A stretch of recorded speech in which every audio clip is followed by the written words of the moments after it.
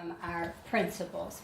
And I decided to focus on the principle of acceptance of one another and encouragement to spiritual growth. I think some people wonder about spiritual growth among Unitarian Universalists. Is that an oxymoron? Or what is it really? And I think in one of my yoga sessions, one of my yoga practices, the teacher has started a short meditation following the yoga. And I think of the yoga, as I've shared with some of you before, as being a guided movement meditation, but followed then by a deeper meditation with listening. Really helps extend a sense of peace and gratitude that I usually feel, and many of us do as we finish any kind of movement. I want to ask you to close your eyes, put your hands in your lap, and breathe in and out through your nose quietly.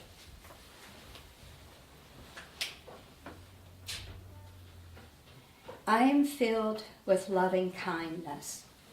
I am at peace. I am free of anxiety. I am well. You are filled with loving kindness. You are at peace. You are free of anxiety. You are well. We are filled with loving kindness. We are at peace. We are free of anxiety. We are well. Our families, friends, and loved ones are filled with loving kindness. They are at peace. They are free of anxiety. They are well. All members of our UU family are filled with loving kindness. They are at peace. They are free of anxiety. They are well.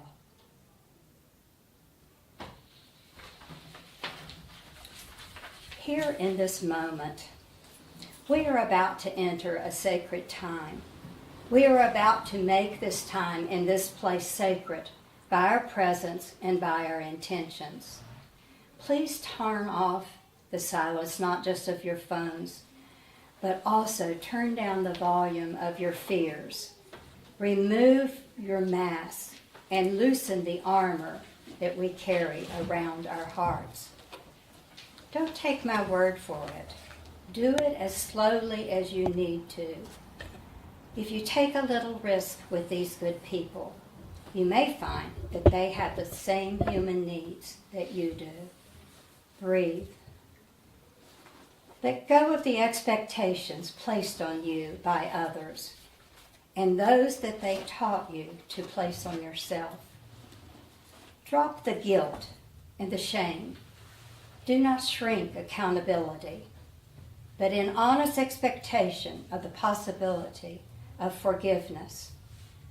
Let go of the thing you said the other day. Let go of the thing that you dreaded last week. Be here in this moment. Breathe now.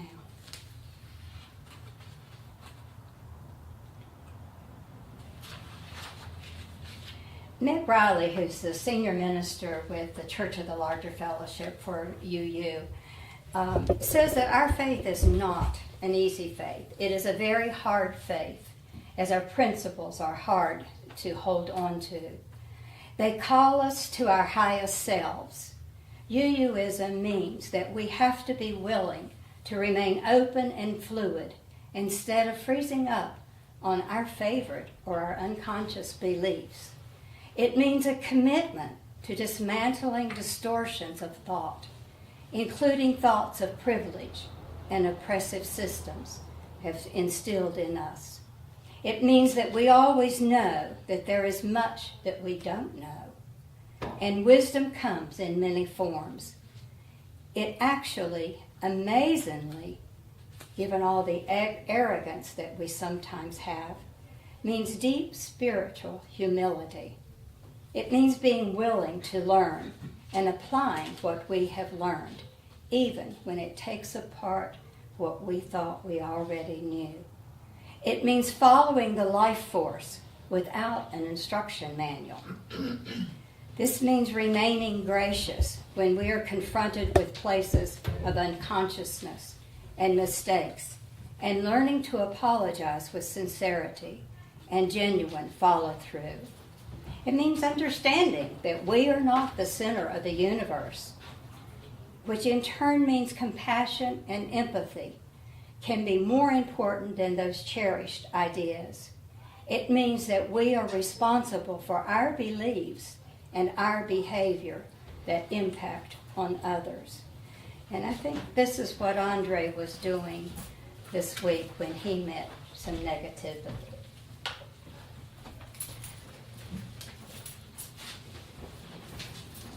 The 13th century Sufi poet Rumi said, "There are 1,000 ways to kneel and kiss the ground. There are 1,000 ways to go home again."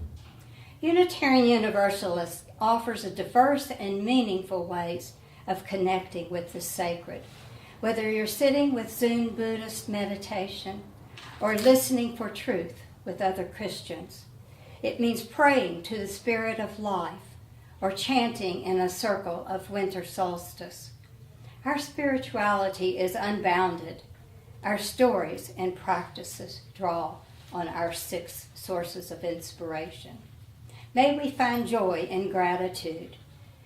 It may be in a gratitude journal, peace of reflecting through a meditation, and through joining hands in a prayer circle. Connections while marching for justice, wisdom from hiking in the forest. As people of many beliefs, we are each encouraged and embraced and practice spirituality that resonates in our hearts and in our minds. Our communities are homes for people with diverse spiritual practices. Through our worship services and programs, we offer people the opportunity to learn more and to go deeper. Questions to think about for us to talk about later. Do you pray? Why do you pray? What is the role of prayer in your life? These are questions, of course, that assumes that we know the answers. Many Unitarian Universalists simply respond, "No, I don't pray," or "Service is my prayer." We have within our congregations a rich diversity of opinions and beliefs about prayer and many other religious matters. We invite you to join with us. In the most recent issue of UU World, and this is a magazine that we get if you join the fellowship and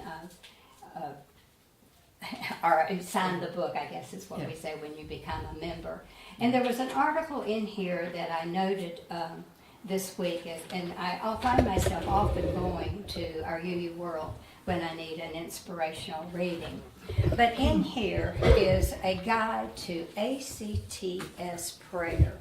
And some of you, I know a couple of you, immediately sit down and read cover to cover. Not so me. Each of these initials stand for a word. So many times people use this formula in praying. A for adoration, name or connect with whatever we understand to be sacred and worthy of love and reverence. What is sacred to you?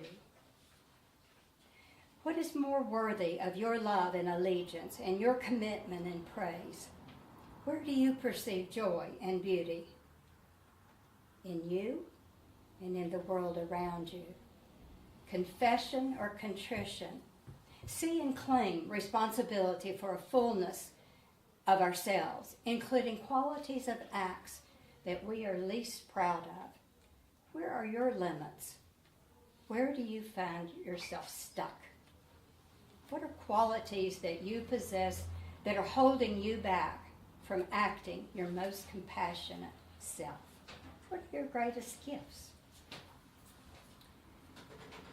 Thanksgiving. I think this is an easy one for many of us. Acknowledgement and celebrations of the blessings and our gifts of life.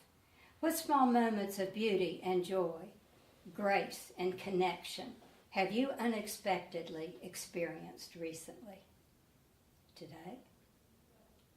How did you experience the sacred in your own life today? What are the solid, constant gifts that make it possible for you to live your life? What are things, relationships, responsibilities, resources, conditions? Have you taken them for granted? And supplication, opening ourselves to the abilities to surrender control while courting creativity and cultivating hope as we seek to change circumstances in our own lives and in our world. What circumstances in your life seem beyond your control? I know for the moment many of us have an immediate answer for that. What are your deepest hopes and yearnings for yourself and for your community and world? Soon, Bob, soon. It started on me. I think it only holds for so long. I heard it. You know, it's like the little bell that you often hear in Buddhist services.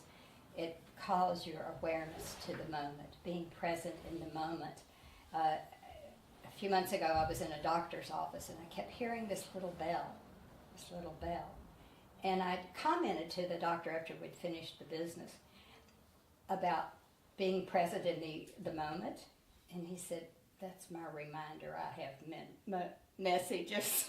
Someone was like, well, take it that you're present in the moment. Anyway. The practice of prayer appeals to something deep in many of us, especially those who grew up in Catholic prayers or on a rosary, those that are fascinated by the beads that the Buddhist practitioners use. But what if our journey has taken a different path from traditional religions? How and why, and should we pray? Let's hear now about prayer from some different gathering of UUs. Roger Cohen. Who has Roger Cohen? Isn't it? Oh, okay, Carol. In a desperate moment, I cried out for help, and I was answered. Some years later, I am still a humanist.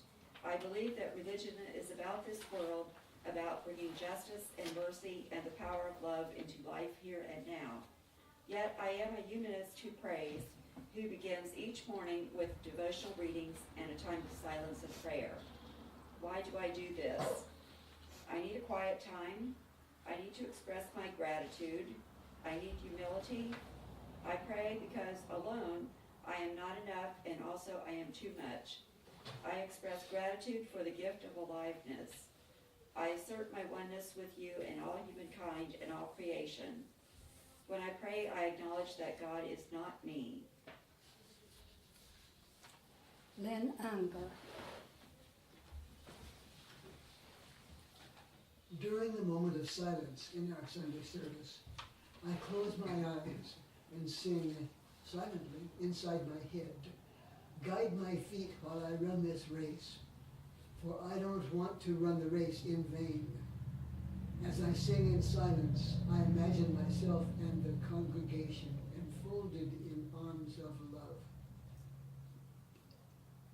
At a hospital bedside, I hold the hand of a dying woman. The words form in my mind, or perhaps in my heart. Goddess, be with her. Give her strength and courage and comfort for this journey. The full autumn moon rises huge and orange and glowing, and I feel my spirit lifting along with it. Thank you, I say. Thank you. In the moment of beauty, it doesn't matter whom I'm thanking, or even whether I'm heard. It is enough to be grateful and to be a witness to love. From Daniel Budd, the best advice on prayer I have yet found was given long ago by Jesus of Nazareth. When Jesus taught his disciples to pray, he said that prayer was nothing to flaunt or to show off. It is a personal matter, an intimate aspect of our living, and not the public proof of our righteousness. Prayer begins in the heart, a secret place within all of us. The other living traditions have taught me that prayer is an honest expression of how we are in the very depths of our doubts of our souls. Prayer is an admission that we are fragile, fallible, finite. Prayer is giving up, a way of creating a space within ourselves for this mystery to dwell. Prayer is a covenant we make to be of service. Prayer is a way of living with the very questions that perplex us. Prayer is an opening in the human heart. When Jesus taught his disciples to pray, he said, "Pray like this, simply from the heart." I think I skipped Lucy. Did someone have Lucy? I have Lucy. Okay. Lucy Virginia Hitchcock. One morning many years ago, in those trance-like moments between sleeping and waking, a dream image came to me which has affected my subsequent life. A mist was streaming down into my body from above. It flowed through my limbs, but when it reached my hands, it was stopped by the blunt ends of my fingers. I woke up and held my hands before my face. I knew that if I did not move my hands and feet and voice, the Holy Spirit would be trapped in my body, unable to do my share of its work in the world. Prayer for me is taking time to be present for that gracious spirit and awareness of the gifts that come to and through me simply because I am alive. One word for this time of presence is gratitude. Another word is meditation, in which, by observing my breathing, I become ever more aware of creation and process. In addition, prayer is a theological reflection and social strategy, alone and in groups. This leads to a return of gifts bestowed, as in the wonderful Universalist affirmation, which I love to recite in our communal worship. Love is our doctrine, the quest for truth is our sacrament, and service is our prayer. Service, especially the prophetic, artistic, dogged work of systematic change for economic justice, is my prayerful response to all that I have been given. When I act for justice, when I act with compassion, the spirit in me is no longer trapped at my fingertips. It can move and shake and shape and sing. James Ford. I found through ordinary attention, I can know enough to find authentic peace and joy. We can know ourselves and our place in the plane of the cosmos through sustained attention to what is going on. I found the beauty and mystery and grace of our existence are revealed in prayerful attention. Through attention, we can come to know the connection. In my 30 years delving into Zen practices to bear attention, this has been my experience. At that moment, within our complete nakedness to what it is, we find our foolishness and glory are all revealed.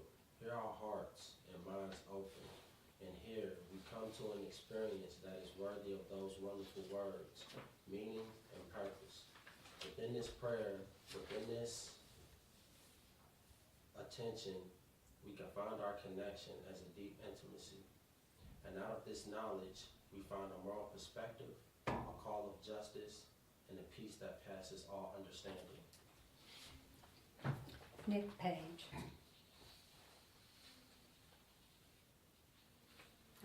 He may be the one I skipped. 6? I have 6. Who is it? Nick Page. Nick? Do you have Yes, okay, sorry. I composed a piece of music called Healing Prayer to be sung by combined choirs and congregations. I wrote it because a dear friend had been diagnosed with leukemia.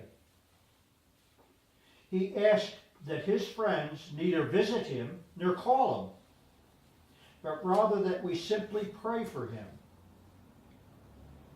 And people prayed, even many who had never before given prayer a thought. My friend is now well on his way to recovery. I am far too scientific to say that our prayer healed him, but I know that those of us who prayed found a deeper connection to him, to each other, and to the world that we live in. And I know that my friend also found that connection between self and all things. I also know that this connection was even more than mere thoughts. It was tangible as the medical treatment that he also received. Growing up in the Unitarian Universalist faith has been a wonderful evolution for me. The words from Psalm 42 have become very meaningful. Quote, as the deer longs for the stream, so my soul longs for thee, O God, unquote. My longing is for the elation of compassionate connectedness, that incredible feeling of being a part of all actions, God or creation as a web, as a verb. Web works. As a verb. A self-organized, interdependent event.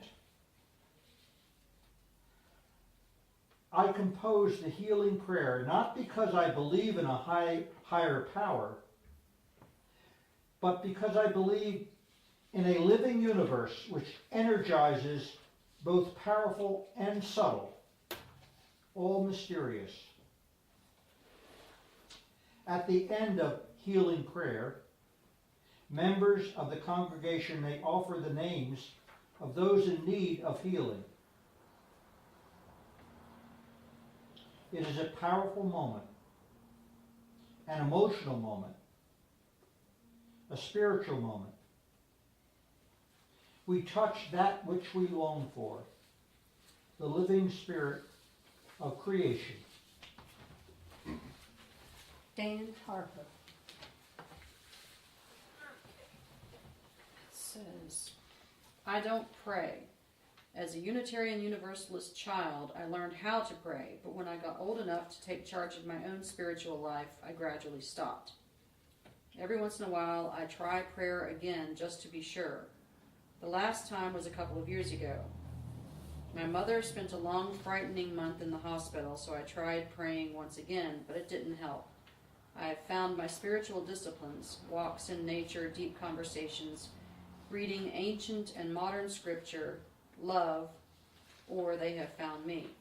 Prayer doesn't happen to be one of them. Did anyone have Anita? Marcia.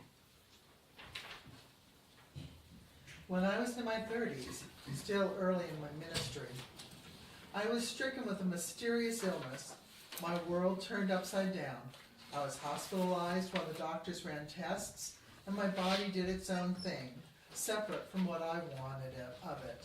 I was frightened, too frightened to pray. For the first time in my life, I understood intercessory prayer. I needed the connection, and I was not strong enough or grounded enough to establish it for myself.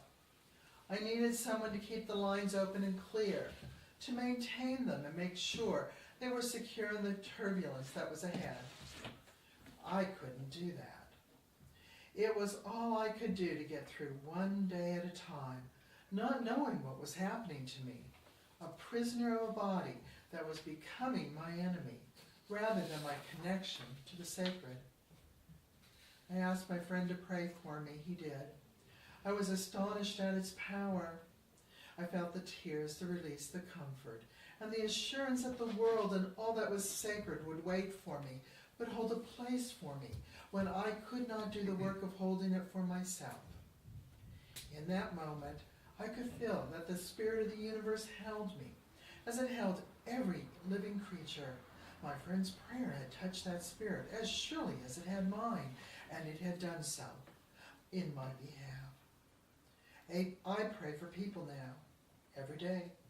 It is one of the most important parts of my prayer life.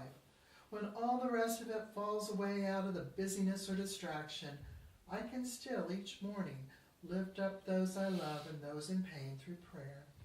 And fortunately, there are those I know who pray for me. And I know there are those who pray for me. Our hymn, which to me is very much like a prayer, is 123, Spirit of Life. It will play through once, and then we will sing it twice. Thank you, Bob. 123.